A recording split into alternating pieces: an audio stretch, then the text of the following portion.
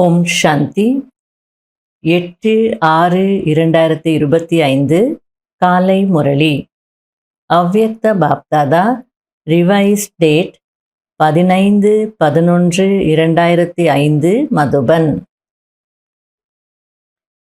முரளியின் தலைப்பு: உண்மையான உள்ளத்தோடு தந்தைக்கும் குடும்பத்திற்கும் சிநேகியாகி உழைப்பிலிருந்து விடுபடுவதற்கான வாக்குறுதி கொடுங்கள், மேலும் பலனை பெறுங்கள். இன்று பாப்தாதா நாலாபுறங்களிலும் உள்ள தன்னுடைய உயர்ந்த சுயராஜ்ய அதிகாரி ஸ்வமாந்தாரி குழந்தைகளை பார்த்து கொண்டிருக்கிறார். அதாவது சுயராஜ்ய அதிகாரியாக இருக்கக்கூடிய, சுய மரியாதையில் இருக்கக்கூடிய குழந்தைகளை பார்த்து கொண்டிருக்கிறார். தந்தை குழந்தைகளுக்கு தன்னை விடவும் உயர்ந்த சுய மரியாதையை கொடுத்திருக்கிறார். அதாவது ஒரு அவ்யக்த முரளில பாபா சொல்லியிருக்கிறார், என்னுடைய டைட்டில்ஸ் எல்லாமே உங்களுடைய சொமான். இப்போ அவர் பகவான் அப்படின்னா நம்ம யார்? மாஸ்டர் பகவான் அப்படின்னு சொல்லிட்டார். அவர் விஸ்வ கல்யாணக்காரி. சிவன் அப்படின்னாலே மங்களக்காரி, உலகத்திற்கு நன்மை செய்யக்கூடியவர். நம்மளையும் அது போல ஆக்கிட்டார், விஸ்வ கல்யாணக்காரியாக ஆக்கிட்டார். நீங்க பிரம்மாண்டத்திற்கும் உலகத்திற்கும் எஜமானர்கள் அப்படின்றார். அப்படின்னா அவரை விட நம்மளை உயர்த்திட்டார். ஒவ்வொரு குழந்தையையும் காலில் விழுவதிலிருந்து விடுவித்து தலையின் கிரீடமாக ஆக்கிவிட்டார். உங்க காலடியில் எங்களை சேர்த்துக்கோங்க, உங்க காலடியில் நாங்கள் இருக்கிறோம் அப்படின்னு இருந்தவங்கள பாபா உங்க இடம் அதில்ல, என் தலையின் கிரீடத்தில் இருக்க உங்க இடம் அப்படின்னு சொல்லிட்டு தலையின் கிரீடமாகவே ஆக்கிட்டார். அதாவது எப்படி ஒரு அப்பா குழந்தைய தலைக்கு மேலே தூக்கி வச்சுக்கிறாரோ அது போல பாபா அவரை விட உயர்ந்த ஸ்வமான் நமக்கு கொடுத்துட்டு தலையில தூக்கி வச்சிருக்கிறார். அப்படின்னா கிரீடத்துல வச்சிருக்கிறார். சுயம் தன்னை எப்போதும் பிராமண குழந்தைகளின் சேவாதாரி என்று சொல்லிக் கொண்டார். இவ்வளவு பெரிய அத்தாரிட்டியின் சுய மரியாதையை குழந்தைகளுக்கு கொடுத்தார். எனவே ஒவ்வொருவரும் தன்னை இவ்வளவு பெரிய சுயமரியாதை உடையவர் என்று உணர்கிறீர்களா? அதாவது யோகா நல்லா இருக்கணும்னா நோட் பண்ணிக்கோங்க, சுயராஜ்ய அதிகாரியாக இருக்கணும், சுமாந்தாரியாக இருக்கணும். அப்படின்னா நான் ஆத்மா கர்மேந்திரியங்களுக்கு அதிகாரியாக இருக்கணும். நான் எப்படிப்பட்ட ஆத்மா அப்படின்ற அந்த சுய மரியாதையில் இருக்கணும், மற்றவங்களுக்கும் மதிப்பு கொடுக்கணும். அப்போது நல்ல ஹை ஃப்ரீக்வன்சி இருக்கும், பாபாவுடைய ஃப்ரீக்வன்சிக்கு மேட்ச் ஆகும். இப்போ எஃப்எம் ரேடியோ எடுத்துக்கோங்க, ஒரு பர்டிகுலர் ஸ்டேஷன் நமக்கு வேணும் அப்படின்னா அந்த ஃப்ரீக்வன்சி மேட்ச் ஆகணும். மதுபனில் போகும்போது சொல்லுவாங்க இல்லையா, இங்கிலீஷ் ஃப்ரீக்வன்சி நோட் பண்ணுங்க அப்படின்றார். 90.2, தமிழ் 94.2 அப்படின்னு சொல்லுவாங்க. ஸோ அந்தந்த ஃப்ரீக்வன்சியில் இருக்கும் போது தான் அந்தந்த ஸ்டேஷன் கிடைக்கும், அந்தந்த மொழியில் நம்ம முரளி கேட்க முடியும். அதுபோல தான் பாபாவுடைய ஃப்ரீக்வன்சியோடு மேட்ச் ஆகணும்னா ஒன்று சுயராஜ்ய அதிகாரியாக இருக்கணும், இன்னொன்று ஸ்வமாந்தாரியாக இருக்கணும், சுயமரியாதையில் இருக்கக்கூடியவராக இருக்கணும். அப்போ அபிமானமோ அகங்காரமோ தேக அபிமானமோ இருக்காது. நம்ம கர்மேந்திரியங்கள் நம்முடைய கட்டுப்பாட்டிற்குள்ள இருக்கும். அந்த ஹை ஃப்ரீக்வன்சி இருக்கும் போது தான் பாபாவோடு கனெக்ட் ஆக முடியும். அப்போ தான் அந்த அன்பில் மூழ்க முடியும். மேட்ச் ஆகலை அப்படின்னா என்னதான் நான் பாபாவின் அன்பில் மூழ்கி இருக்கிறேன் அப்படின்னு நினைச்சாலும் அந்த மூழ்கிய அனுபவம் கிடைக்காது. அடுத்தது பாபா கேட்டுட்டு இருக்கிறார், சுயமரியாதையில் இருப்பவரின் விசேஷ லட்சணங்கள் என்னவாக இருக்கும்? யார் எவ்வளவு சுயமரியாதையில் இருப்பார்களோ அவ்வளவு அனைவருக்கும் மரியாதை கொடுப்பவர்களாக இருப்பார்கள். எவ்வளவு சுயமரியாதையுடையவரோ அவ்வளவு பணிவானவராகவும் அனைவரிடமும் ஸ்நேகம் நிறைந்தவராக இருப்பார்கள். அதாவது சுயமரியாதையில் இருக்கிறாங்க அப்படின்னா அவங்களுக்குள்ள அந்த பணிவுன்ற குணம் இருக்கும், பணிவாக இருப்பாங்க. அதே நேரத்தில் அனைவரிடமும் ஸ்நேகியாக இருப்பாங்க அப்படின்றார். அப்போ நாம் எவ்வளோ அந்த சுவமாந்தாரியாக இருக்கிறோம், சுயமரியாதையுடையவராக இருக்கிறோம், எவ்வளவு பணிவாக இருக்கிறோம், அனைவரிடமும் எவ்வளவு அன்பானவராக இருக்கிறோன்றது எப்படி நம்ம தெரிஞ்சுக்கிறது? அதுக்கு ஒரு அடையாளம் இருக்கும் இல்லையா? அதனால் அடுத்தது பாபா அந்த அடையாளத்தை சொல்லிட்டு இருக்கிறார். சுயமரியாதை உடையவரின் அடையாளம் எல்லைக்குட்பட்ட அன்பானவர் அல்ல, எல்லையற்ற அன்பானவர். எப்படி தந்தை அனைவருக்கும் பிரியமானவராக இருக்கிறார், ஒரு மாத குழந்தையாக இருந்தாலும் சரி, ஆதிரத்தினமாக இருந்தாலும் சரி, ஒவ்வொருவரும் நான் பாபாவினுடையவன், பாபா என்னுடையவர் என்பதை ஏற்றுக்கொள்கிறார்கள். இதுதான் அனைவரிடமும் பிரியமாக இருப்பதற்கான உயர்ந்த சுயமரியாதையின் அடையாளம். அதாவது பாபாவை பற்றி சொல்லும்போது எல்லாருக்கும் என்ன ஃபீலிங் வரும்? நான் பாபாவினுடையவன், பாபா என்னுடையவர். அவங்க யாராக இருந்தாலும் சரி, ஒரு மாத குழந்தையாக இருந்தாலும் சரி, ஆதிரத்தினங்களாக இருந்தாலும் சரி, எல்லாருக்குமே இதே ஃபீலிங் தான் வரும். பாபா என்னுடையவர் அப்படின்னு எல்லாரும் ஏற்றுக்கிறாங்க. அதுபோல் நம்மளையும் எல்லாரும் ஏற்றுக்கணும். இதுதான் அனைவரிடமும் பிரியமாக இருப்பதற்கான உயர்ந்த சுயமரியாதையின் அடையாளம் அப்படின்றார். ஏனென்றால் அப்படிப்பட்ட குழந்தைகள் தந்தையை பின்பற்றக்கூடியவர்கள். பாருங்கள், தந்தை ஒவ்வொரு வர்க்கத்தின் குழந்தைகளுக்கும், சிறிய குழந்தையிலிருந்து முதியவர் வரை, அதாவது சமமான குழந்தைகள் வரை அனைவருக்கும் சுயமரியாதை கொடுத்தார். உதாரணத்திற்கு, இளைஞர்களுக்கு அழிக்கும் காரியம் செய்பவரிலிருந்து விஸ்வ கல்யாணக்காரி என்ற சுயமரியாதையை கொடுத்தார், மகானாக ஆக்கினார். இல்லறத்தில் இருப்பவர்களை மகாத்மாக்களாக, அதாவது பெரிய பெரிய ஜெகத்குருகளை விட உயர்ந்தவர்களாக ஆக்கினார். இல்லறத்தில் இருப்பவர்களை அதை கடந்திருக்கும் மகாத்மாக்களும் கூட தலைவணங்கக்கூடியவர்களாக ஆக்கினார். கன்னியாக்களுக்கு சிவசக்தி ஸ்வரூபத்தின் சுயமரியாதையை நினைவூட்டி சக்தி ஸ்வரூபம் ஆக்கினார். வயோதிக குழந்தைகளுக்கு பிரம்மா பாபாவை போன்று அனுபவிகள் என்ற சுயமரியாதையை கொடுத்தார். அதேபோல் சுயமரியாதையுடைய குழந்தைகள் ஒவ்வொரு ஆத்மாவையும் மரியாதையோடு பார்ப்பார்கள். பார்ப்பதோடு மட்டுமில்லாமல் சம்பந்தம் தொடர்பிலும் வருவார்கள். அதாவது பாபா யாராக இருந்தாலும் அவங்களுக்கு சுயமரியாதை கொடுத்தார். இளைஞர்கள் அப்படின்னா, நீங்கள் விநாச காரியம் செய்வதிலிருந்து விஸ்வ கல்யாணக்காரி அப்படின்ற ஒரு சுயமரியாதை சம்மான் கொடுத்தார். இல்லறத்தில் இருக்கிறவங்களுக்கும் நீங்கள் பெரிய பெரிய ஜெகத் குருகளை விட உயர்ந்தவங்க அப்படின்ற அந்த ஸ்வமான் கொடுத்தார். அவங்க எல்லாத்துக்கிட்ட போயிட்டாங்க, துறந்துட்டு போயிட்டாங்க. ஆனால் நீங்கள் இருந்துக்கிட்டே தூய்மையாக வாழ்ந்துட்டு இருக்கீங்க. கடைசியில் அவங்க கூட உங்களுக்கு தலை வணங்குவாங்க. அந்த அளவுக்கு இல்லறத்தில் இருக்கக்கூடியவங்களையும் உயர்ந்தவர்களாக மாற்றிட்டார். அந்த உயர்ந்த ஸ்வமான் கொடுத்துட்டார். கன்னியாசுக்கு நீ கன்னியா இல்லை, நீ சிவசக்தி ஸ்வரூபம் என்ற சுயமரியாதையை கொடுத்து அதை நினைவூட்டி சக்தி ஸ்வரூபமாக ஆக்கிட்டார். சரி, வயசானவர்களுக்கு பாபா என்ன சுயமரியாதை கொடுத்தார்? நீங்கள் பிரம்மா பாபாவுடைய ஹம்ஜீன்ஸ், பிரம்மா பாபா போலே அனுபவசாலிகள் அப்படின்னு சொல்லிட்டார். அதாவது பிரம்மா பாபா தான் அந்த சுயமரியாதையில் இருந்ததுனால மற்றவங்களையும் சுயமரியாதையோடு பார்த்தார். பார்க்கறது மட்டும் இல்லை, அவங்களுடைய சம்பந்தம் தொடர்பில் வரும்போது கூட அதை மெயின்டைன் பண்ணார். அதுபோல நீங்கள் பண்ணணும்னு சொல்லிட்டு இருக்கிறார். ஏனென்றால் சுயமரியாதை தேக அபிமானத்தை அகற்றக்கூடியதாக இருக்கிறது. எங்கு சுயமரியாதை இருக்கிறதோ அங்கு தேகத்தின் அபிமானம் இருக்காது. ஆக சதா சுயமரியாதையில் இருப்பது, இது தேக அபிமானத்தை அகற்றுவதற்கான எளிய சாதனமாகும்.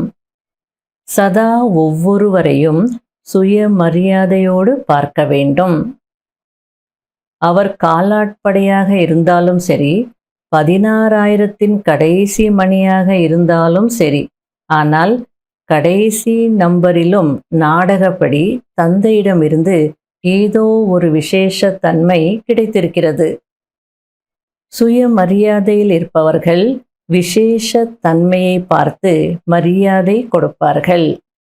அவர்களுடைய பார்வையில், உள்ளுணர்வில், செயலில் ஒவ்வொருவரின் விசேஷ தன்மை அடங்கியிருக்கும். எவ்வளோ அழகா பாபா சொல்லிட்டு இருக்கிறார். யார் சுயமரியாதையில் இருப்பாங்களோ அவங்களுக்கு மற்றவங்களுடைய விசேஷ தன்மைகள் மட்டுமே தெரியும். ஆகையால் அதை பார்த்து அவங்க மதிப்பு கொடுப்பாங்க அப்படின்றார். அப்படின்னா அந்த விசேஷ தன்மைகளை பார்க்கக்கூடிய கண்ணாடி அணியணும். இப்போ கூலிங் கிளாஸ் அணிந்திருக்கிறோம் அப்படின்னா எல்லாமே கொஞ்சம் டிம்மாக கூலாக தெரியும், வெயில் தெரியாது. அதுபோல் நீங்களும் இந்த சுயமரியாதை என்ற கூலிங் கிளாஸ் அணிந்திருந்தால் யாருடைய குறைகளும் உங்களுக்கு தெரியாது. விசேஷ தன்மைகளை தான் பார்ப்பீங்க, அல்லது உங்கள் பார்வையில் அவங்களுடைய விசேஷ தன்மைகள் மட்டுமே அடங்கி இருக்கும். அப்போ ஆட்டோமேட்டிக்காக மதிப்பு கொடுப்பீங்க இல்லையா? யாரெல்லாம் தந்தையினுடையவராக ஆகி இருக்கிறார்களோ அவர்கள் அனைவரும் விசேஷ ஆத்மாக்களாக இருக்கிறார்கள். வரிசை கிரமமாக இருக்கலாம், ஆனால் உலகத்தின் கோடியில் ஒருவராக இருக்கிறார் அல்லவா? ஆகையில் அந்த பார்வையில் பார்க்கணும். அதாவது அவங்களுக்கு எவ்வளோ குறைகள் இருந்தாலோ பலவீனங்கள் இருந்தாலோ என்னை புரிஞ்சிட்டாங்களே, என்னை மீரா பாபான்னு சொல்லிட்டாங்களே, அப்போ நீங்கள் அதுக்காவது அவங்களுக்கு மதிப்பு கொடுக்கணும் இல்லையா? என்னை புரிஞ்சுக்கிட்டதுனால அவங்களும் விசேஷாத்மா ஆயிட்டாங்க இல்லையா? இதுபோல் அனைவரும் தன்னை விசேஷ ஆத்மாக்களாக நினைக்கிறீர்களா? நீங்களும் விசேஷ ஆத்மா தான். உங்களை போல எல்லாருமே விசேஷ ஆத்மாக்கள் தான். உங்களுக்குள்ளே நிறைய விசேஷ தன்மைகள் இருக்கலாம், திறமைகள் இருக்கலாம், நீங்கள் நல்லா சேவை செய்துட்டு இருக்கலாம். உங்களுக்கு இருக்கிற மாதிரி அவங்களுக்கு அந்த விசேஷ தன்மைகள் இல்லாமல் இருக்கலாம். இருந்தாலும் அவங்க யார்? பாபா செலக்ட் பண்ண ஒரு ஆத்மா தானே. அந்த பார்வையில் பார்க்கணும். அப்போ ஏதோ இருக்குது, அதனால்தான் பாபா அவங்கள செலக்ட் பண்ணியிருக்கிறார். சில நேரத்தில் என்னன்னு பாபா இவங்கள செலக்ட் பண்ணாரோ தெரியல, இவங்க சம்ஸ்காரம் இப்படி இருக்குது, இவ்வளோ மோசமாக இருக்குது, இவ்வளோ கடினமான சம்ஸ்காரம் இருக்குது, இவ்வளோ தொந்தரவு செய்துட்ருக்காங்க, எல்லாருக்கும் தொந்தரவு பண்ணிகிட்ருக்காங்களே அப்படின்னு தோணலாம். அதுக்கு பாபா சொல்கிறார், அவங்கள அந்த பார்வையில் பார்க்காதீங்க, பாபாவுனுடைய செலக்டட் சோல் அப்படின்ற பார்வையில் பாருங்க அப்படின்றார். காலாட்படையினராக இருந்தாலும் சரி விசேஷ பார்வையில் தான் பார்க்கணும். ஆகையால் சுய மரியாதையில் நிலைத்திருக்க வேண்டும். தேக அபிமானத்தில் அல்ல, சுயமரியாதையில் இருக்க வேண்டும். ஒவ்வொரு குழந்தையிடமும் தந்தைக்கு ஏன் அன்பு இருக்கிறது? ஏனென்றால் என்னை அறிந்து கொண்டு என்னுடையவர்களாக ஆகி இருக்கிறார்கள் என்பது தந்தைக்கு தெரியும். இன்று இந்த மேளாவில் யாராவது முதல் முறையாக வந்திருந்தாலும் பாபா என்று சொன்னார்கள். தந்தையின் அன்பிற்கு பாத்திரமானவர்களாக இருக்கிறார்கள். பாப்தாதாவிற்கு நாலாபுறங்களிலும் உள்ள அனைத்து குழந்தைகளிடமும் அன்பு இருக்கிறது. அதேபோல் தந்தையை பின்பற்றுங்கள். பிடிக்காதவர்கள் என்று யாரும் இல்லை, அனைவரும் பிரியமானவர்கள். பாருங்கள், எந்த குழந்தைகள் மேரா பாபா என்று சொன்னார்களோ, அதாவது பாபா என்னுடையவர் என்று சொன்னார்களோ, அந்த என்னுடையவர் என்பதுதான் கொண்டு வந்தது. அதாவது யாரெல்லாம் என்னுடைய பாபான்னு சொல்லிட்டீங்களோ அந்த என்னுடையவர் அப்படின்ற விஷயம்தான் உங்களை இதுவரைக்கும் கொண்டு வந்திருக்கு, மதுபன் வரைக்கும் வந்து சேர்ந்திருக்கீங்க அப்படின்றார். அதாவது ஸ்நேகம்தான் கொண்டு வந்தது. யாரெல்லாம் இங்கே அமர்ந்திருக்கிறீர்களோ அவர்கள் அனைவரும் ஸ்நேகம் நம்மை தந்தையினுடையவராக ஆக்கிவிட்டது என்பதை உணர்கிறீர்களா? தந்தையின் ஸ்நேகம் காந்தமாக இருக்கிறது. ஸ்நேகத்தின் காந்தத்தினால் தந்தையினுடையவராக ஆகிவிட்டீர்கள். பாபா ஸ்நேகத்தின் மேக்னெட், ஆகையில நம்ம எல்லாருமே கவர்ந்து இழுக்கப்பட்டு பாபாவிடம் வந்துட்டோம். இழுத்துட்டார் எல்லாரையும். அதுபோல நாம கூட ஸ்நேகத்தின் மேக்னெட்டாக இருக்கணும் அப்படின்னு சொல்ல வர்றார். அது உள்ளத்தின் ஸ்நேகம், வெறும் சொல்வதற்காக சொல்லும் ஸ்நேகம் அல்ல. உள்ளத்தின் ஸ்நேகம்தான் இந்த பிராமண வாழ்க்கையின் அஸ்திவாரம் ஆகும். சந்திக்க ஏன் வருகிறீர்கள்? ஸ்நேகம்தான் அழைத்து வந்ததல்லவா? இங்கே யாரெல்லாம் வந்து அமர்ந்திருக்கிறீர்களோ, ஏன் வந்திருக்கிறீர்கள்? ஸ்நேகம் இழுத்ததல்லவா? ஸ்நேகம் கூட எவ்வளவு இருக்கிறது?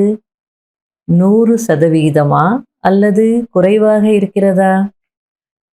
யார் ஸ்நேகத்தில் நாங்கள் 100% இருக்கிறோம் என்று நினைக்கிறீர்களோ அவர்கள் கை உயர்த்துங்கள். ஸ்நேகத்தில் 100%, கொஞ்சம் கூட குறைவில்லை. அதாவது எல்லாரும் வந்து கை உயர்த்தி இருக்காங்க. அதுக்கு பாபா ஸ்நேகத்தில் 100% இருக்கீங்களா, கொஞ்சம் கூட குறை இல்லையா அப்படின்னு கேட்குறார். சரி, இதே அளவு ஸ்நேகம் பிராமணர்களாகிய உங்களுக்கிடையிலும் இருக்கிறதா?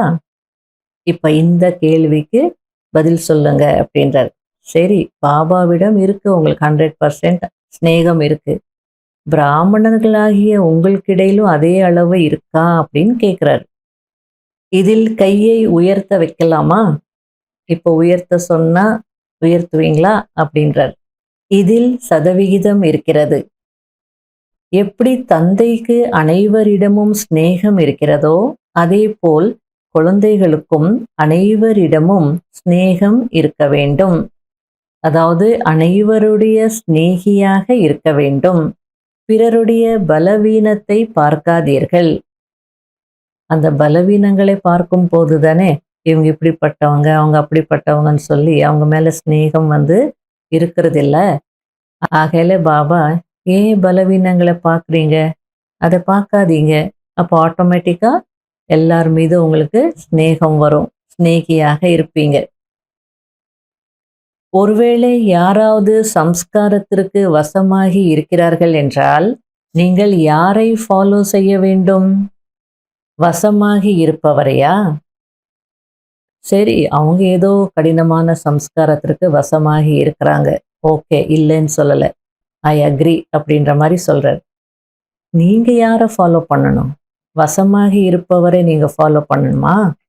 நீங்க யாரு? நீங்கள் வசீகரண மந்திரத்தை கொடுப்பவர்கள். அதாவது வசமாகி இருப்பதிலிருந்து விடுவிக்கக்கூடிய மந்திரம் கொடுத்து விடுவிக்கக்கூடியவர்கள் தானே? அல்லது பலவீனங்களை பார்ப்பவர்களா? உங்களுக்கு அவர்களுடைய பலவீனம் தெரிகிறதா? சரி, தெரிகிறதுன்னு வச்சுக்கோங்க. ஒருவேளை ஏதாவது கெட்ட பொருள் தெரிகிறது என்றால் என்ன செய்வார்கள்? பார்த்து கொண்டே இருப்பார்களா அல்லது அதை தவிர்ப்பார்களா? ஏனென்றால் யார் உள்ளத்தின் சிநேகியோ, அதாவது தந்தையின் இதயத்தின் சிநேகியோ, அவர்கள் அவசியம் அனைவருக்கும் சிநேகியாக இருப்பார்கள் என்பதை பாப்தாதா பார்க்கிறார். அதாவது யார் வந்து தந்தையின் இதயத்தின் சிநேகி ஆத்மாக்களோ, பாபாவை உள்ளன்போடு நேசிக்கிறாங்களோ, பாபா மீது அவ்வளவு அளந்து கடந்த ஸ்நேகம் இருக்கோ, அவங்க கண்டிப்பா அனைவருக்கும் ஸ்நேகியாக தான் இருப்பாங்க அப்படின்றார் பாபா. அதை நான் பார்த்துருக்கிறேன் அப்படின்றார். அப்ப என்ன சொல்ல வராரு? நீங்க எல்லாரோடு ஸ்நேகியாக இல்லை, எல்லாருக்கும் பிரியமானவராக இல்லை அப்படின்னா அண்டர்ஸ்டுட், என் மீது உள்ளத்தின் ஸ்நேகம் இல்லை அப்படின்னு இன்டைரக்டா சொல்ல வரார். ஒருவேளை என் மீது உள்ளத்தின் ஸ்நேகம் இருந்ததுன்னா அனைவர் மீதும் உங்களுக்கு இருக்கும்னு சொல்றார். இதயத்தின் ஸ்நேகம் முழுமையானவர் மற்றும் நிரம்பியவர் ஆகுவதற்கான சகஜ விதியாக இருக்கிறது. நான் பாபாவின் இதயத்தின் ஸ்நேகி ஆத்மா அல்லது பாபாவனுடைய இதயத்தில் இருக்கக்கூடிய ஸ்நேகி ஆத்மா, அல்லது எனக்கு பாபாவின் மீது இதயபூர்வமான ஸ்நேகம் இருக்கு என்ற சுயமரியாதையில இருந்தால் அனைவர் மீதும் அந்த ஸ்நேகம் இருக்கும்னு சொல்லிட்டு இருக்கிறார். ஸோ இந்த இதயத்தின் ஸ்நேகம்தான் முழுமையானவராக நிரம்பியவராக ஆகுவதற்கான சகஜ விதி அப்படின்றார், மெத்தட். ஒருவர் எவ்வளவு பெரிய ஞானியாக இருந்தாலும் ஒருவேளை உள்ளத்தின் ஸ்நேகம் இல்லை என்றால் பிராமண வாழ்க்கை ரமணீகரமான வாழ்க்கையாக இருக்காது, காய்ந்து போன வாழ்க்கையாக இருக்கும்.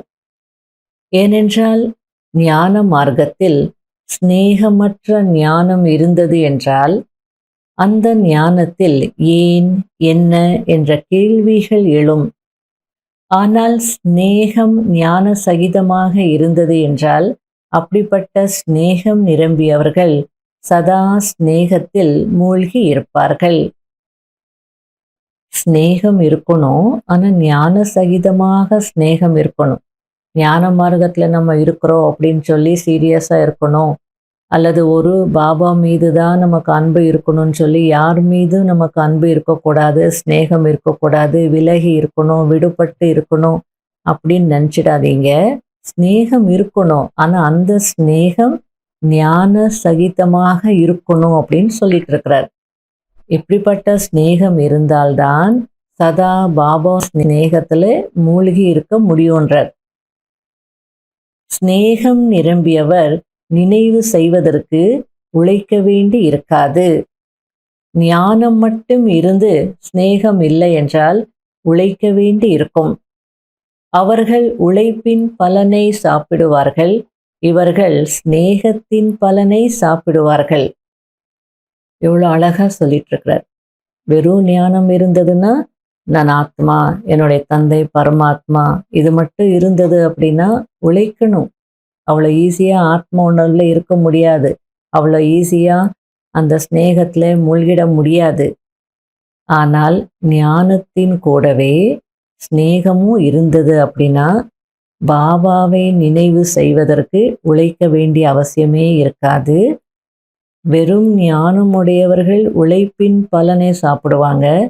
ஞானம் சகிதமான ஸ்நேகம் இருந்ததுன்னா அவங்க ஸ்நேகத்தின் பலனை சாப்பிடுவாங்க அப்படின்றார்.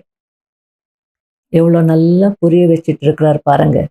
விதையில எல்லா பவரும் இருக்கு, ஆனால் அந்த விதைக்கு தண்ணீரே நீங்கள் ஊற்றலைன்னா பழம் கொடுக்குமா? அதுபோல் நீங்கள் ஞானத்தில் பர்ஃபெக்டாக இருக்கீங்க, ஞானம் இருக்கு. இந்த ஞானம் விதை போன்றது. அதற்கு ஸ்நேகம் என்ற தண்ணீர் ஊற்றும் போதுதான் அதனுடைய பலன் நமக்கு கிடைக்கும் அப்படின்றார். ஸ்நேகம் என்ற தண்ணீர் இல்லை அப்படின்னா ஞானத்தின் பலன் கிடைக்காது அப்படின்னு சொல்லிட்டு இருக்கிறார். இன்று பாப்தாதா அனைத்து குழந்தைகளின் இதயத்தின் ஸ்நேகத்தை சோதனை செய்து கொண்டிருந்தார். தந்தையிடம் எவ்வளவு இருக்கிறது, மேலும் அனைவரிடமும் எவ்வளவு இருக்கிறது என்று. ஆக நீங்கள் அனைவரும் உங்களை என்னவென்று நினைக்கிறீர்கள்? ஸ்நேகம் நிறைந்தவரா? ஸ்நேகம் நிறைந்தவராக இருக்கிறீர்களா? உள்ளத்தின் ஸ்நேகம் உடையவர் என்று யார் நினைக்கிறீர்களோ அவர்கள் கை உயர்த்துங்கள். அப்போ மெஜாரிட்டி கை உயர்த்தினார்கள். நல்லது. அனைவரிடமும் ஸ்நேகியாக இருக்கிறீர்களா? தந்தையிடம் உள்ளத்தின் ஸ்நேகம் இருக்கிறது, அனைவரிடமும் ஸ்நேகம் நிரம்பியவராக இருக்கிறீர்களா? அனைவரிடமும் அண்டர்லைன். அப்படின்னா பாபா மீது உங்களுக்கு ஸ்நேகம் இருக்கு, உள்ளத்தின் ஸ்நேகம் இருக்கு. அதுக்கு இருக்கான்னு கேட்டதுக்கு கை உயர்த்திட்டீங்க. இப்போ அனைவரிடமும் அதே உள்ளத்தின் ஸ்நேகம் இருக்கா? ஸ்நேகம் நிரம்பியவராக இருக்கிறீங்களா அப்படின்னு கேட்குறார்.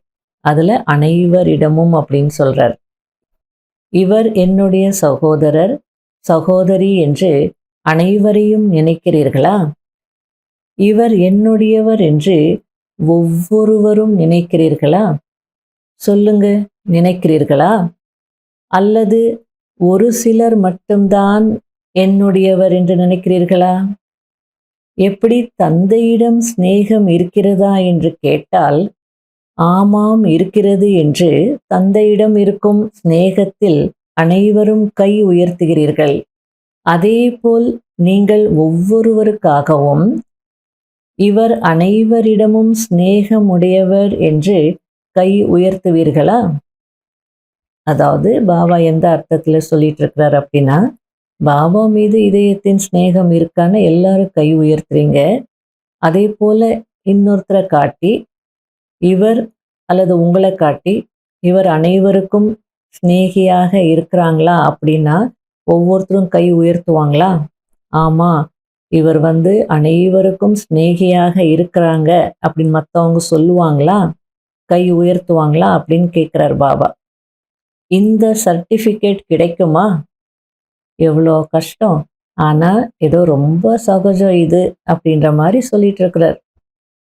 ஏனென்றால் தந்தையிடமிருந்து மட்டும் சர்டிஃபிகேட் பெறக்கூடாது, பிராமண குடும்பத்திடம் இருந்தும் பெற வேண்டும் என்று தந்தை இதற்கு முன்பும் சொல்லியிருக்கிறார். ஏனென்றால் இந்த நேரம் தந்தை தர்மம் மற்றும் ராஜ்யம் இரண்டையும் கூடவே ஸ்தாபனை செய்து கொண்டிருக்கிறார். ராஜ்யத்தில் தந்தை மட்டும் இருக்க மாட்டார், குடும்பமும் இருக்கும்.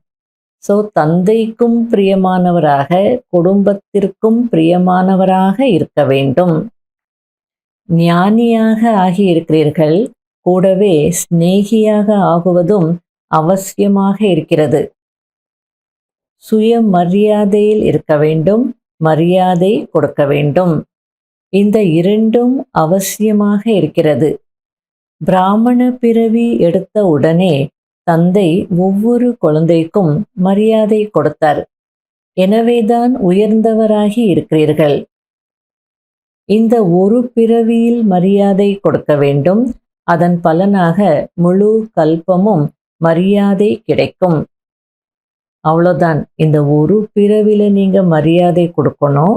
அதனுடைய பலன் முழு கல்பமும் உங்களுக்கு மரியாதை கிடைச்சிட்டே இருக்கும். அரைக்கல்பம் ராஜ்ய அதிகாரியின் மரியாதை, அரைக்கல்பம் பக்தர்கள் மூலமாக மரியாதை கிடைக்கும்.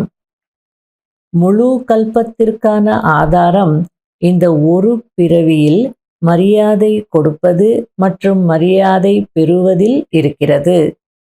அப்போ நமக்கு என்ன தோணும்? இந்த ஒரு பிறவியில தானே சுயமரியாதையில இருந்து மரியாதை கொடுத்துருவோம், அப்போ முழு கல்பம் நமக்கு பலன் கிடைக்குமே. நாலாபுறங்களிலும் வெளிநாடுகளிலும் சிலர் இரவில் சிலர் பகலில் சந்திப்பை கொண்டாடுவதை இந்த நேரம் பாப் தாதா பார்த்து கொண்டிருக்கிறார். முயற்சியின் வேகத்தை நன்றாக அதிகமாக்குவதற்கு உங்களுக்கு நல்ல தாதி, ஜான்கி தாதி கிடைத்திருக்கிறார், அப்படிதானே? எங்காவது சிறிது குறையை பார்த்தாலும் உடனே வகுப்பிற்கு மேல் வகுப்பு எடுக்கிறார். எந்த குழந்தையாக இருந்தாலும், உள்நாட்டினராக இருந்தாலும் சரி, வெளிநாட்டவராக இருந்தாலும் சரி, எந்த பாடத்திலாவது உழைக்க வேண்டியதாக இருக்கிறது என்றால் அதற்கான முக்கிய காரணம் இதயத்தின் சிநேகத்தின் குறை இருக்கிறது. ரிசல்ட் சொல்லிட்டார் பாபா. பாருங்க, ரொம்ப கஷ்டப்பட வேண்டாம். பாபாவின் மீது இருக்கக்கூடிய ஸ்நேகத்தை, இதயத்தின் ஸ்நேகத்தை அதிகப்படுத்திட்டோம் அப்படின்னா மற்றதெல்லாம் தானாவே நடக்கும். ஸ்நேகம் என்றால் லவ்லீன், அதாவது அன்பில் மூழ்கி இருப்பது. நினைவு செய்ய வேண்டி இருக்காது, மறப்பது கஷ்டமாக இருக்கும். அந்த இதயத்தின் ஸ்நேகம் இருந்ததுன்னா அன்பில் மூழ்கி இருப்பீங்க. அந்த நிலை இருக்கும் போது நான் நினைக்கணும்னு முயற்சி செய்ய வேண்டிய அவசியமே இருக்காது, மறப்பது தான் கஷ்டமாக இருக்கும்னு சொல்றார். எவ்வளோ நல்ல ஸ்டேஜ். ஒருவேளை உழைக்க வேண்டி இருக்கிறது என்றால் அப்போது எங்காவது இதயத்தின் சிநேகம் லீக் ஆகவில்லை தானே என்று சோதனை செய்யுங்கள். அதாவது இதயத்தின் ஸ்நேகத்தில் எங்கேயாவது லீக்கேஜ் இருக்கா பார்த்துக்கோங்க. ஏன்னா லீக்கேஜ் இருக்கும் போதுதான் உழைக்க வேண்டி இருக்கும் அப்படின்றார். பற்று மனிதர்களின் மீதோ, மனிதர்களின் விசேஷ தன்மைகளின் மீதோ, ஏதாவது சாதனங்களின் மீதோ, வசதிகளின் மீதோ இருக்கலாம். அதை நீங்கள் செக் பண்ணுங்க, பற்று எங்கே இருக்குன்னு பார்த்துக்கோங்க அப்படின்றார். அதாவது ஒரு மனிதருக்கு அவங்கவுங்களுடைய வயசுக்கு தகுந்த மாதிரி, ஸ்டேட்டஸுக்கு தகுந்த மாதிரி வசதிகள் தேவைதான். அதுக்கு பாபா சொல்லிட்டு இருக்கிறார். எக்ஸ்ட்ரா வசதிகளின் மீது பற்று இருக்கா என்று பார்த்து கொள்ளுங்கள். நியமப்படியான வசதிகள் ஓகே அப்படின்னா இவங்களுக்கு இது கிடைக்கணும், இவங்களுடைய ரேஞ்சுக்கு, இவங்களுடைய ஸ்டேட்டஸ்க்கு, இவங்களுடைய நிலைமைக்கு இது இருக்கணும், அது ஓகே. ஆனால் எக்ஸ்ட்ரா வசதிகள் மீது பற்று இருக்கா பார்த்துக்கோங்க.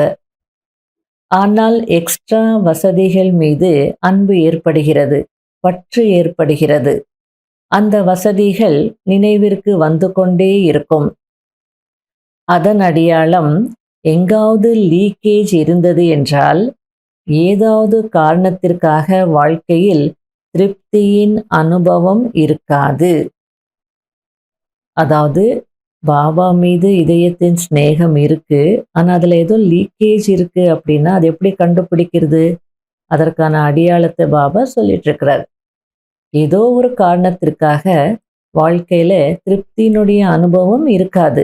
அப்படி இல்லைனாலே சம்திங் எங்கேயோ லீக்கேஜ் இருக்குன்னு நம்ம புரிஞ்சுக்கணும். அந்த லீக்கேஜ் ஏதாவது காரணத்திற்காக அதிருப்தியை அனுபவம் செய்ய வைக்கும். மேலும் எங்கே திருப்தி இருக்குமோ அங்கே சதா திருப்தி நிறைந்த மகிழ்ச்சி இருக்கும்.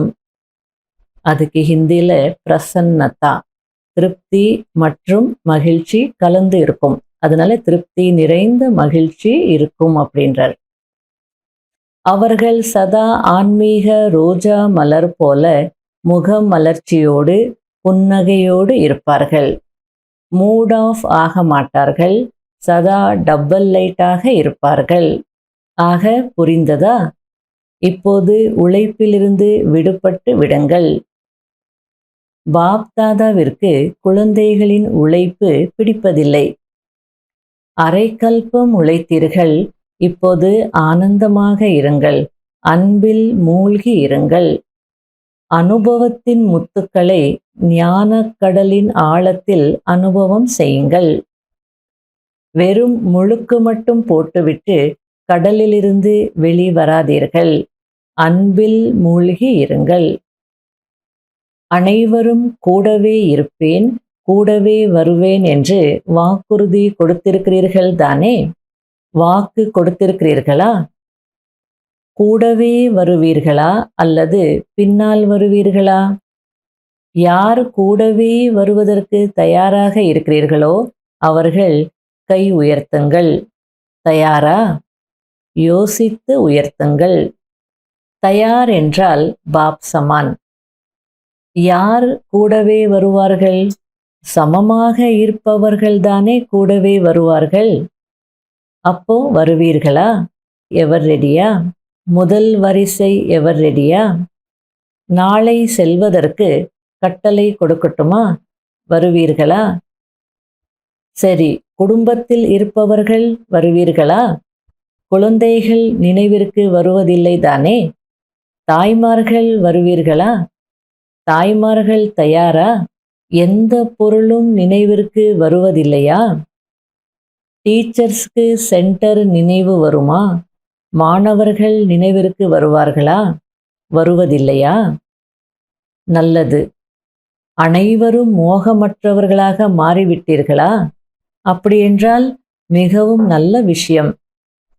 பிறகு உழைக்க வேண்டியது இருக்காதல்லவா?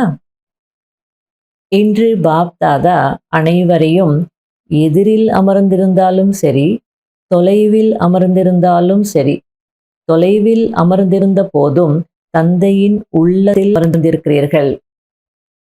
அனைவரையும் இன்றைய நாளில் உழைப்பிலிருந்து விடுபட்டவராக ஆக்க விரும்புகிறார். ஆகுவீர்களா? கைத்தட்டி விட்டீர்கள், ஆகுவீர்களா? நாளையிலிருந்து யாரும் தாதிகளிடம் வரமாட்டீர்களா? அவர்களுக்கு கஷ்டம் கொடுக்க மாட்டீர்கள் தானே?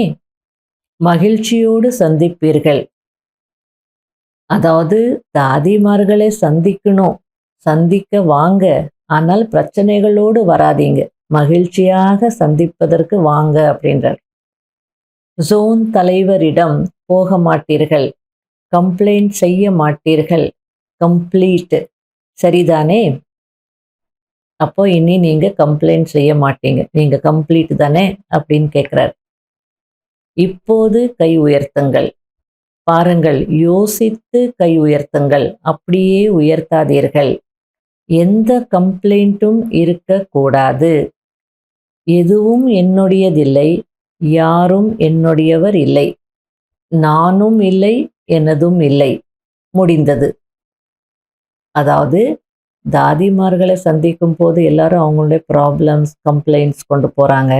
அதுலேயே டீச்சர்ஸ் அப்படின்னா ஏரியா ப்ராப்ளம் இருக்கும்.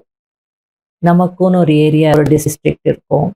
இப்போது வேறு டிஸ்ட்ரிக்டில் இருக்கிறவங்க இந்த டிஸ்ட்ரிக்ட்குள்ளே வந்து கீதா பாட்சாலா ஓப்பன் பண்ணிடுறதோ அல்லது சென்டர் ஓப்பன் பண்ணுறதோ செய்திருவாங்க. இந்த மாதிரி கம்ப்ளைண்ட்ஸ் எல்லாம் கூட நிறைய வந்து இருக்கும். அதுக்கு பாபா சொல்லிட்டு இருக்கிறார், எதுவும் என்னுடையதில்லை, யாரும் என்னுடையவர் இல்லை. இப்போ சிட்டியில் எல்லாம் சென்டர்ஸ் இருக்குன்னா, இப்போ ஒரு சென்டரில் சாக்கார் முரளியில் பாபா சொன்னார் இல்லையா, பிராமணியிடம் கோச்சிக்கிட்டு என்னையே விட்டுடுறீங்கன்னு சொல்லி, என்னையே மறந்துடுறீங்கன்னு கேட்டார் இல்லையா. அப்போ ஒரு சென்டரில் ஆகலைன்னா அவங்க என்ன பண்ணுவாங்க, இன்னொரு சென்டருக்கு போவாங்க. அவங்க வந்து அவங்கள நல்லா ட்ரீட் பண்ணி அவங்க பாலனையில் வச்சுப்பாங்க. அவங்க அப்படியும் செய்யக்கூடாது, இவங்க வந்து அவங்க கோவிச்சுக்கிற மாதிரியும் நடக்கக்கூடாது. ரெண்டுமே தவறு தான். ஆகையால் இந்த இடத்துல ஸ்டூடெண்ட்ஸ் தான் என்ன பண்ணணும், யோசிக்கணும். நமக்கு யார் கோர்ஸ் கொடுத்தாங்க, நமக்கு யார் பாலனை செய்தாங்க. அப்போ ஏதோ சம்ஸ்காரம் மோதல் இருக்கோ, ஏதோ கணக்கு இருக்குது, நல்லது நினைக்கணும். அவங்க ஒரு நாள் நமக்கு கோர்ஸே கொடுக்கலன்னா இன்றைக்கு நாம் இவ்வளோ வந்து வளர்ந்துருப்போமா? அதனால் அந்த நன்றி உணர்வு இருக்கும் போது அந்த சம்ஸ்காரம் வந்து மோதல் இருக்காது, அந்த கணக்கு அங்கே முடியும். அதுக்கப்புறம் நல்ல ஒற்றுமையாக இருக்க முடியும். எல்லாமே புரிதலில் தான் இருக்குது. யாரு நல்லவங்க கிடையாது, யாரு கெட்டவங்க கிடையாது. நம்ம ஈகோவை விட்டுட்டோன்னா எல்லாமே நல்லா இருக்குது. ஆகையால் பாபா வந்து எதுவும் என்னுடையது இல்லை, யாரும் என்னுடையவங்க இல்லைன்னு நினச்சிக்கோங்க. அதாவது அது சேவையாக இருக்கலாம், எதுவாக இருந்தாலும், சென்டர் திறக்கிறதா இருக்கலாம், கீதா பாட்சாலா இருக்கலாம், விதி பூர்வமாக இருக்கணும். குறுக்கு வழிகளில் பண்ணோன்னா அது சேவையினுடைய அக்கௌண்ட்டில் சேமிப்பாகாது. ஆகையால் இங்கேயும் பாகிஸ்தான் இந்தியா பார்டர் பிரச்சனை மாதிரி சில இடங்களில் சில மாநிலங்களில் பார்டர் பிரச்சனைகள் இருக்குது. அதுக்கு தான் பாபா இதை சொல்லிட்டு இருக்கிறார். ஆகையால் நானும் இல்லை, எனதும் இல்லை, முடிந்தது. பாருங்கள், வாக்குறுதி கொடுத்திருக்கிறீர்கள், நல்லது, வாழ்த்துக்கள். ஆனால் என்னவென்றால் வாக்குறுதியின் பலனை பெறுவதில்லை. வாக்குறுதி கொடுத்துடுறீங்க, அதன்படி நடந்து அதனுடைய பலனை பெறுவதில்லை என்றார். வெகு சீக்கிரமாக வாக்குறுதி கொடுக்கிறீர்கள், ஆனால் அதன் பலனை பெறுவதற்கு தினந்தோறும் ஒன்று ரியலைசேஷன் செய்ய வேண்டும், இன்னொன்று ரிவைஸ் செய்ய வேண்டும். அதாவது என்ன வாக்குறுதி கொடுத்தீர்கள் என்று தினந்தோறும் ரிவைஸ் செய்யுங்கள். உணர்ந்து வாக்குறுதி கொடுக்கணும், அதுக்கப்புறமா அந்த வாக்குறுதியை ரிவைஸ் செய்யணுன்றார். திரும்ப திரும்ப நினைவுபடுத்திக்கணும், நான் இந்த மாதிரி வாக்குறுதி கொடுத்திருக்கிறேன் அப்படின்னு. அமிர்த வேளையில் சந்தித்த பிறகு வாக்குறுதி மற்றும் பலன் இரண்டையும் சமமாக வைத்திருப்பதற்கு சார்ட்டை உருவாக்குங்கள். அதாவது அமிர்த வேளை யோகா முடிஞ்ச பிறகு ஒரு சார்ட்டை உருவாக்குங்க அப்படின்றார். நான் இந்த வாக்குறுதி கொடுக்கிறேன், ஆகையால இன்றைய தினம் அந்த உணர்வில் இருப்பேன், மீண்டும் மீண்டும் ரிவைஸ் செய்வேன். வாக்குறுதி மற்றும் அதனுடைய பலன் இரண்டையும் சமமாக வைத்திருப்பேன், அதுக்கு இந்த முயற்சி செய்வேன் அப்படின்னு ஏதாவது ஒரு சார்ட் வந்து உருவாக்குங்க அப்படின்றார். என்ன வாக்கு கொடுத்தோம், என்ன பலனை பெற்றோம் என்று ரியலைஸ் செய்யுங்கள், ரிவைஸ் செய்யுங்கள். பேலன்ஸ் ஆகிவிட்டால் சரியாகிவிடும். மீட்டிங்காரர்களும் வாக்கு கொடுத்திருப்பது பாப் தாதாவிற்கு தெரியும். மிக நல்ல நல்ல திட்டங்களை உருவாக்குவதை பாப் தாதா பார்த்தார். பாப் தாதாவிற்கு பிடித்திருக்கிறது. பாப் தாதா எதை விரும்புகிறார்? பாப் தாதா வெறும் ஒரு வார்த்தையை தான் விரும்புகிறார். அந்த ஒரு வார்த்தை இதுதான்: பயனுள்ளதாக்குங்கள், வெற்றியாளர் ஆகுங்கள். என்னென்ன பொக்கிஷங்கள் இருக்கிறதோ, சக்திகள், எண்ணங்கள், வார்த்தைகள், கர்மமும் சக்தியாக இருக்கிறது. இந்த நேரமும் கூட சக்தியாக, பொக்கிஷமாக இருக்கிறது. அனைத்தையும் பயனுள்ளதாக ஆக்க வேண்டும். ஸ்தூல செல்வமாக இருந்தாலும் சரி, லௌகீக பொக்கிஷமாக இருந்தாலும் சரி, அனைத்தையும் பயனுள்ளதாக ஆக்க வேண்டும். வெற்றி மூர்த்தியின் சர்டிபிகேட்டை பெற்றே ஆக வேண்டும். பயனுள்ளதாக ஆக்குங்கள், மேலும் மற்றவர்களையும் பயனுள்ளதாக ஆக்க வையுங்கள். ஒருவேளை யாராவது வீணாக்கினால் வார்த்தைகள் மூலமாக படிப்பினை கொடுக்காமல் உங்களுடைய சுப பாவனை, சுப விருப்பம் மற்றும் சதா சுபமான சுய மரியாதை கொடுப்பதின் மூலம் பயனுள்ளதாக ஆக்க வையுங்கள். படிப்பினை மட்டும் கொடுக்காதீர்கள். ஒருவேளை படிப்பினை கொடுக்க வேண்டி இருந்தால் மன்னிப்பு மற்றும் படிப்பினை கொடுங்கள். அதாவது உங்களுடைய பொக்கிஷங்களை மட்டும் பயனுள்ளதாக ஆக்குவதில்லாம மற்றவங்களுடைய பொக்கிஷங்களையும் பயனுள்ளதாக ஆக்க வைக்கணும். அவங்க ஆக்கலை, வீணாக்குறாங்க அப்படின்னா வார்த்தைகள் மூலமாக படிப்பினை மட்டும் கொடுக்காமல் அவங்க மீது முதல்ல சுப பாவனை வைங்க, சுப விருப்பம், சதா சுபமான சுய மரியாதை கொடுத்து பயனுள்ளதாக ஆக்க வையுங்கள். இப்போ யாராவது ஒருத்தர் சரண்டர் ஆயிருக்காங்க, ஆனால் அந்த சரண்டர் லைஃப்னுடைய இம்பார்ட்டன்ஸ் தெரியாமல் நேரத்தை வீணாக்குறாங்க, இல்லை வீண் பேச்சு பேசி வீணாக்குறாங்க, தூங்கிட்டே இருக்காங்க, சேவையில் இன்ட்ரெஸ்ட் இல்லாமல் இருக்காங்க. அப்போ எல்லாம் சொல்ல வேண்டியதாக இருக்கும், படிப்பினை கொடுக்காதீங்க, முதல்ல அவங்களுடைய சுய மரியாதையை ஏற்றுங்க, அவங்கள சுய மரியாதையில் இருக்க வையுங்க. நீங்கள் பாபா செலக்ட் பண்ண உயர்ந்த ஆத்மா, உங்களுக்கு இந்த பிராமண வாழ்க்கை கிடைச்சிருக்கு. கோடிக்கணக்கான ஆத்மாக்கள்ல பாபா சிலரை செலக்ட் பண்ணியிருக்கிறார். அந்த சிலர்லேயும் சிலர் நீங்கள் அப்படிலாம் அவங்கள உயர்த்திட்டு உங்கள் வாழ்க்கை இப்படி தான் இருக்கணும், இப்படி வேஸ்ட் பண்ணக்கூடாது, இப்படி பயனுள்ளதாக ஆக்கணும் அப்படின்னு சொல்லி புரிய வைங்க, படிப்பினை கொடுங்கன்றார். முதல்ல மன்னிப்பு, அதுக்கப்புறம் படிப்பினை. மன்னிப்பின் சுரூபமாகி படிப்பினை கொடுங்கள். இரக்க மனமுடையவர் ஆகுங்கள், கருணையுடையவர் ஆகுங்கள். பாவம் தெரியாம தான் செய்துட்டு இருக்காங்க, அதனால இரக்க மனமுடையவராகி கருணையுடையவராகி படிப்பினை கொடுங்கன்றார். அதே போல வீட்லேயும் சரி, தொழில் செய்கிற இடத்துலையும் சரி, நம்ம படிப்பினை கொடுக்கறதுக்கு பதிலாக முதல்ல அவங்களுடைய நல்ல விஷயங்களை எடுத்து சொல்லணும், சுயமரியாதையில் இருக்க வைக்கணும். அதுக்கப்புறமா அவங்களுடைய பொக்கிஷங்களை பயனுள்ளதாக ஆக்க வைக்கணுன்றார். ஏன்னா பயனுள்ளதாக ஆக்குவது இது ஈஸி, ஆக்கிடுவோம். ஆனால் பிறருடைய பொக்கிஷங்களை பயனுள்ளதாக ஆக்க வைக்கணும்னு சொல்லும்போது அதுக்கு எவ்வளோ எனர்ஜி கொடுக்க வேண்டி இருக்கும். அவங்க மாற மாட்டேன்னு இருக்காங்க, நாம் அவங்கள மாற்றணும்னு இருக்கிறோம். அப்போ எவ்வளோ அங்கே ப்ரெஷர் இருக்கும். அதாவது எக்ஸாம்பிள் கொடுக்கணுன்னா, நாம் ஒரு டோர் மூடணும்னு நினைக்கிறோம், அவங்க திறக்கணும்னு நினைக்கிறாங்க, புஷ் பண்ணுறாங்க. அப்போ அங்கே அந்த இடத்துல எப்படி இருக்கும்? அதனால அதெல்லாம் வேண்டாம். அவங்க தவறு செய்திருக்காங்க, ஓகே, பாபா மன்னிப்பு கடல், அதே ஸ்வமானில் இருங்க, மாஸ்டர் மன்னிப்பு கடல். இருந்தாலும் சொல்லாமல் இருக்க முடியாது, என் கடமை அது. ஆகையால் சொல்லணும். உங்கள் வீட்டில் லௌகீக குழந்தைகளாக இருந்தாலும் சரி, பிஸ்னஸில், தொழிலில், அங்கே உங்களுக்கு கீழே அல்லது உங்கள் கூட வேலை செய்யக்கூடியவர்களாக இருந்தாலும் சரி, இதே பிரின்சிபல் தான், இதே ஃபார்முலா தான். இன்றைய அறிவியலின் டாக்டர்ஸ் கூட எப்போது ஆப்ரேஷன் செய்வாரோ அப்போது முதலில் என்ன செய்வார்? முதலில் உறங்க வைப்பார், பிறகு ஆப்ரேஷன் செய்வார், அதாவது வெட்டுவார். அதாவது பாபா எதை பற்றி சொல்லிட்டு இருக்கார் அப்படின்னா, அனஸ்தீஷியா பற்றி சொல்லிட்டு இருக்கார், மயக்க மருந்து. ஒரு ஆப்ரேஷன் செய்யணும், வெட்டணும்னா முதல்ல என்ன பண்ணுவாங்க? மயக்க மருந்து கொடுப்பாங்க, குளோரோஃபார்ம் எல்லாம் கொடுப்பாங்க. சில நேரத்தில் ஃபுல் பாடியும் அப்படியே உறங்கிடுறது, சில நேரத்தில் ஒரு குறிப்பிட்ட பார்ட் மட்டும் மறுத்து போயிடுறது, அங்கே வெட்டினாலும் வலி தெரியாது. அதனால அனஸ்தீசியா கொடுத்து தூங்க வைக்கிறாங்க அப்படின்றார். அப்புறமா தான் ஆப்ரேஷன் செய்வார். முதலிலேயே ஆப்ரேஷன் செய்ய மாட்டார்.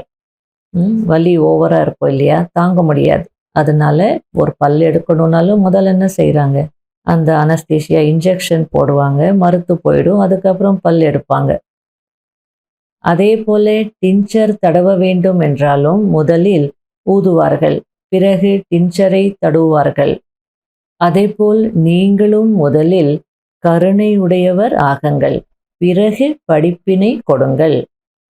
உங்களுடைய உள்ளுணர்வை மாற்றிக்கிட்டு சொல்லுங்க, நீ பாரு தவறு செய்கிற, இப்படி செய்யக்கூடாது அப்படின்னு சொல்லாம முதல்ல உள்ளுணர்வில் மானசீகமாகவே அவங்கள மன்னித்து கருணை கடல் ஆகி அப்புறம் புரிய வைங்க. அதுக்கப்புறம் புரிஞ்சுக்கிட்டு மாறினாலும் சரி, மாறலைனாலும் சரி, ஆனால் நீங்கள் அந்த ஸ்டேஜில் இருந்து செய்யுங்க. ஒரு நாள் இல்லை ஒரு நாள் கண்டிப்பாக பலன் கிடைக்கும் அப்படின்றார். அப்போது பிரபாவத்தை ஏற்படுத்துவீர்கள். இல்லை என்றால் என்ன ஆகும்? நீங்கள் படிப்பினை கொடுக்க ஆரம்பிப்பீர்கள். அவரும் முன்பாகவே உங்களை விட பெரிய டீச்சராக இருப்பார். உங்களுக்கே வேணும்னா படிப்பினை கொடுப்பாங்க. அந்த மாதிரி இப்பெல்லாம் இருக்கிறாங்க. எனவே டீச்சரின் படிப்பினையை ஏற்றுக்கொள்வதில்லை. இப்படி செய்யாதீர்கள், இப்படி செய்யுங்கள் என்று எந்த பாயிண்டை சொல்வீர்களோ அதை கட் செய்வதற்கு அவரிடம் 10 பாயிண்ட்ஸ் இருக்கும். எனவே மன்னிப்பும் படிப்பினையும் ஒன்றாக இருக்க வேண்டும். ஆக இந்த 70வது வருடத்தின் தீம் பயனுள்ளதாக்குங்கள், பயனுள்ளதாக ஆக்க வையுங்கள், வெற்றி மூர்த்தி ஆகுங்கள், அனைத்தையும் பயனுள்ளதாக ஆக்குங்கள். அதாவது 2005 70 இயர்ஸ் இல்லையா, ஆகையால இந்த ஆண்டிற்கான தீம், இந்த தலைப்பின் கீழே நீங்கள் முயற்சி செய்யணும் அல்லது இதை தாரணை செய்யணுன்றார். டபுள் லைட் ஆக வேண்டும் என்றால் பயனுள்ளதாக ஆக்குங்கள், சம்ஸ்காரத்தையும் பயனுள்ளதாக ஆக்குங்கள். சம்ஸ்காரத்தை எப்படி பயனுள்ளதாக ஆக்குறது? எவ்வளோ கஷ்டமான ஒரு விஷயம். எண்ணங்களை பயனுள்ளதாக ஆக்கணும், வார்த்தைகளை பயனுள்ளதாக ஆக்கணும், அது புரிஞ்சுக்க முடியுது. ஆனால் சம்ஸ்காரத்தையும் பயனுள்ளதாக ஆக்கணும்னா எப்படின்றது அதையும் சொல்லிட்டு இருக்கிறார். எது ஆத்மாக்களாகிய உங்களின் ஒரிஜினல் ஆதி சம்ஸ்காரமோ, தேவதா சம்ஸ்காரமோ, அநாதி சம்ஸ்காரமோ அதை எமர்ஜ் செய்யுங்கள். எவ்வளோ ஒரு ஆழமான பாயிண்ட். உங்களுடைய ஆதி சம்ஸ்காரம், தேவதா சம்ஸ்காரம், அநாதி சம்ஸ்காரத்தை நீங்கள் எமர்ஜ் ரூபத்தில் வச்சுருந்தீங்கன்னா உங்கள் சம்ஸ்காரத்தை பயனுள்ளதாக ஆக்குனீங்கன்னு அர்த்தம். அப்போ தான் நீங்கள் வெற்றி மூர்த்தி ஆக முடியும். தலைகீழ் சம்ஸ்காரத்திற்கு இறுதி சடங்கு செய்யுங்கள். அதாவது ஹிந்தியில் இறுதி சடங்குக்கும் சம்ஸ்காரம் அப்படின்னு தான் சொல்லுவாங்க, அந்திம சம்ஸ்காரம் அப்படின்னு சொல்லுவாங்க. ஆகல சம்ஸ்காரத்திற்கு அந்திம சம்ஸ்காரம் செய்யுங்க அப்படின்றார். அப்படின்னா அந்த தலைகீழான சம்ஸ்காரத்தை முடிச்சிடுங்க. ஆதி அநாதி சம்ஸ்காரத்தை எமர்ஜ் செய்யுங்கள். சம்ஸ்காரம் மாறவில்லை, சம்ஸ்காரம் மாறவில்லை என்ற ஒரே ஒரு கம்ப்ளைண்ட் மட்டும்தான் இப்போது விசேஷமாக அனைவரிடமும் இருக்கிறது. என்ன பண்ணுறது, என் சம்ஸ்காரம் இப்படி இருக்கே, மாறவே மாட்டேங்குதே. அதாவது எல்லாருக்குள்ளேயும் அந்த பழைய சம்ஸ்காரம் இருக்குது, தலைகீழான சம்ஸ்காரம் இருக்குது. செல்ஃபுக்கும் தோணுது, எனக்குள்ளே இப்படியே ஒரு சம்ஸ்காரம் இருக்கே, கடினமான சம்ஸ்காரம், மாறவே மாட்டேங்குதேன்னு. அதே போல் மற்றவங்களுடைய சம்ஸ்காரத்தை பார்க்கும்போது ஏன் இவங்கள சம்ஸ்காரம் இப்படி இருக்குது, மாற மாட்டேங்குது அப்படின்னு தோணும்.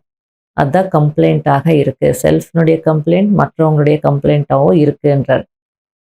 நாம் மற்றவங்கள பார்க்கும்போது அவங்க சம்ஸ்காரம் மாறலைன்னு சொல்கிறோம், மற்றவங்க நம்மளை பார்க்கும்போது இவங்க சம்ஸ்காரம் இப்படி இருக்குது அப்படின்னு நினைக்கிறாங்க. அதை தான் பாபா சொல்லிட்டு இருக்கிறார். அனைவரும் உழைப்பிலிருந்து விடுபடுவதற்கான வாக்குறுதி கொடுத்திருக்கிறீர்கள் அல்லவா? அனைவரும் கைகளை உயர்த்தினார்கள். நல்லது. இதை போட்டோ எடுங்கள். இப்பொழுது ஒரு நிமிடம் உங்களுடைய உள்ளத்தில் இந்த உறுதிமொழியை திடத்தன்மையோடு அண்டர்லைன் செய்யுங்கள். ஏதாவது முக்கியமான விஷயம் அப்படின்னா அண்டர்லைன் செய்வோம் இல்லையா? அதனால இந்த வாக்குறுதியை நீங்க திடத்தன்மையினால் அடிக்கோடிடுங்கள் அப்படின்றார். உங்கள் மனதில் பக்கா ஆக்குங்கள். அதுக்கப்புறம் பாப்தாதா ட்ரில் செய்ய வைத்தார். நல்லது. நாலாபுறங்களிலும் உள்ள அனைத்து சேவாதாரி குழந்தைகளுக்கு சதா தந்தையின் இதயத்தின் சிநேகியாக இருக்கக்கூடிய, மேலும் அனைவருக்கும் சிநேகியாக இருக்கக்கூடிய உயர்ந்த ஆத்மாக்களுக்கு சதா உழைப்பிலிருந்து விடுபட்ட ஜீவன் முக்த நிலையை அனுபவம் செய்யக்கூடிய தீவிர முயற்சியாளர் குழந்தைகளுக்கு சதா வாக்குறுதி மற்றும் வாக்குறுதியின் பலனை அடையக்கூடிய பேலன்ஸ் வைக்கக்கூடிய பிளிஸ்ஃபுல் குழந்தைகளுக்கு, அதாவது சமநிலை வைத்து ஆனந்தம் நிறைந்தவர்களாக இருக்கக்கூடிய குழந்தைகளுக்கு, சதா ஆனந்தத்தில் இருக்கக்கூடிய மேலும் மற்றவர்களையும் ஆனந்தத்தில் இருக்க வைக்கக்கூடிய இப்படிப்பட்ட சங்கம யுகத்தின் உயர்ந்த பாக்கியத்தின் அதிகாரி குழந்தைகளுக்கு பாப் தாதாவின் அன்பு நினைவுகள் மற்றும் திலாராமின் இதயத்தின் ஆசீர்வாதங்கள் ஸ்வீகாரம் செய்யுங்கள், ஏற்றுக்கொள்ளுங்கள். அன்பு நினைவுகள் மற்றும் நமஸ்காரம். தாதிகளோடு நலமாக இருக்கிறீர்களா? எல்லாம் சரியாக இருக்கா அப்படின்னு கேட்குறார். அனைவரும் உங்களை பார்த்து மகிழ்ச்சி அடைகிறார்கள். தந்தை மற்றும் குழந்தைகள் இருவரையும் பார்த்து மகிழ்ச்சி அடைகிறார்கள். இருவரும் சமம். அனைவருக்கும் செல்லமானவர்களாக இருக்கிறீர்கள்.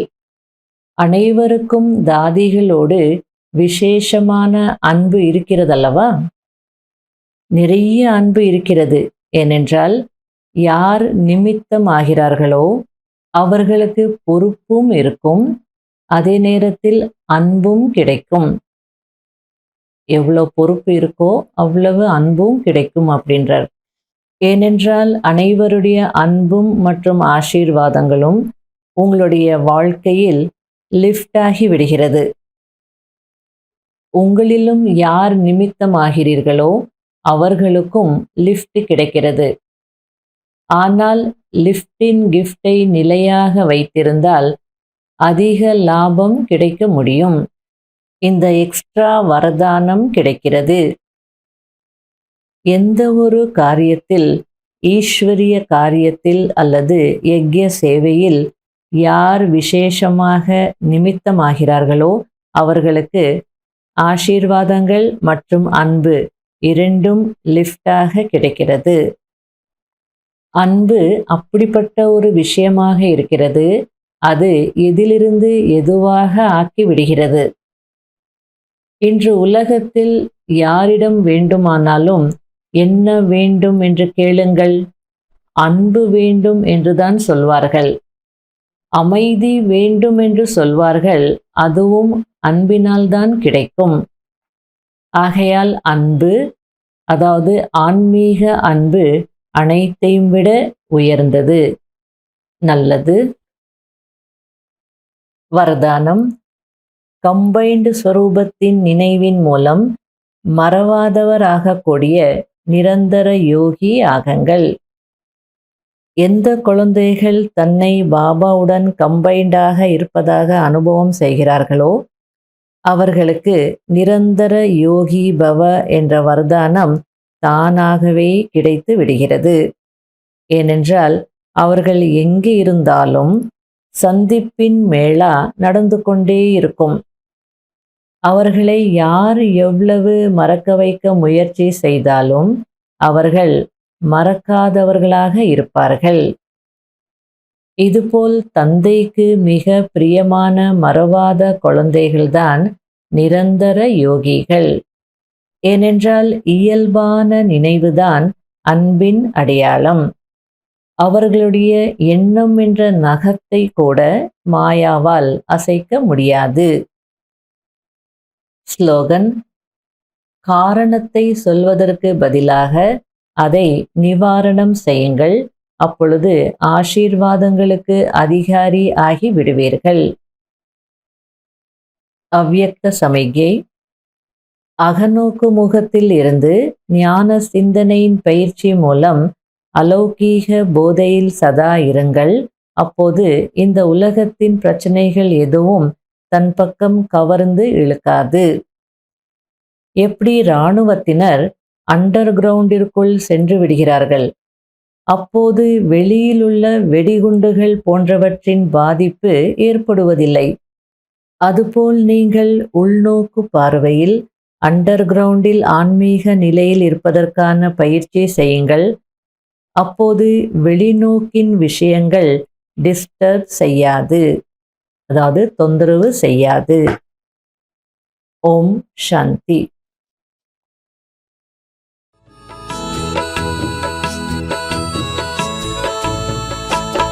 சதா குஷி என்றோ எங்கள் ஞான வாழ்விலே, சதா குஷி என்றோ எங்கள் ஞான வாழ்விலே, பரந்தாமம் செல்வோம் வாருங்களே, பரந்தாமம் செல்வோம் வாருங்களே. கார்மேகமே எங்கள் வான் மீதிலே, கார்மேகமே எங்கள் வான் மீதிலே, ஞான துளியாக பனியாக விழுகின்றது, ஞான துளியாக பனியாக விழுகின்றது. சதா குஷி என்றோ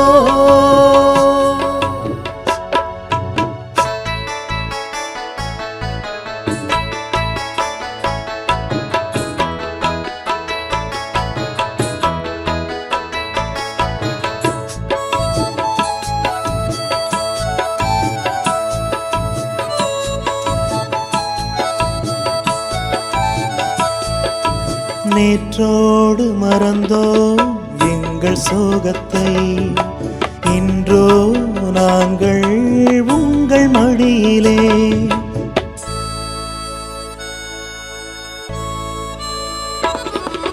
நேற்றோடு மறந்தோம் எங்கள் சோகத்தை, இன்றோ நாங்கள் உங்கள் மடியிலே.